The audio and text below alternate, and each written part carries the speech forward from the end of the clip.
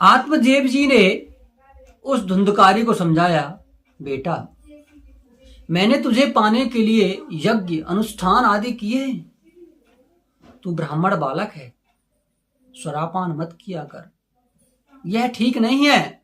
धुंधकारी अपने पिताजी से बोला, पिताजी आप चुप रहिए।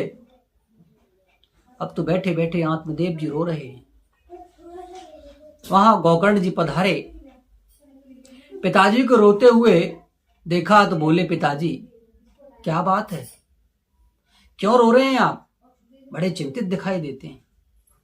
आत्मदेव जी बोले, बेटा क्या बताऊं, घर में रहूं तो कैसे रहूं, इस घर को तो इस धुंधकारी ने नरक बना रखा है।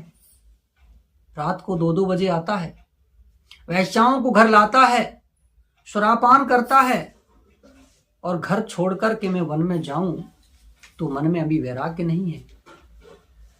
तो हे गोकर्ण मेरा मार्गदर्शन करो।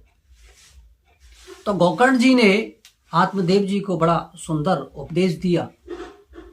देहे स्तिमान सुरोधरे बेमतिं त्यजत्वं जाया सुता देशु सदा ममतां विमुंच।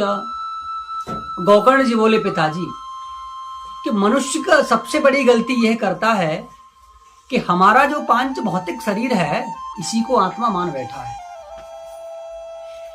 और आपने कहा कि वन में मैं कैसे जाऊं, कि मन में अभी वैराग्य नहीं है। तो पिताजी यदि वन में जाने से भगवान की प्राप्ति होती तो शेर का जन्म तो वन में ही हुआ है।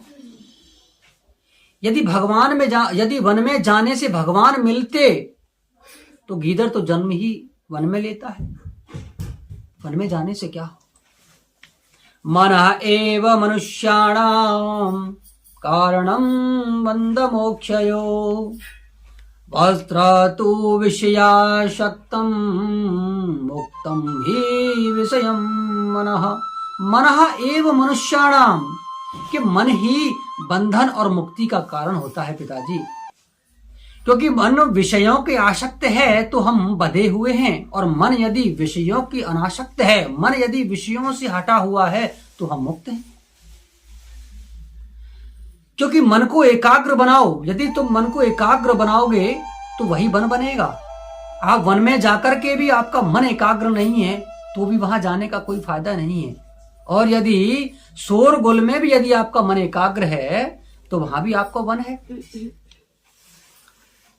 तो यदि आपका मन कर्म में धर्म में नहीं लगता तो आप तन से सेवा करो, और जब तन से सेवा करोगे तो भगवान में मन अपने आप लग जाएगा। तो इतना सुंदर उपदेश सुनकर के आत्मदेव जी वन को चले गए।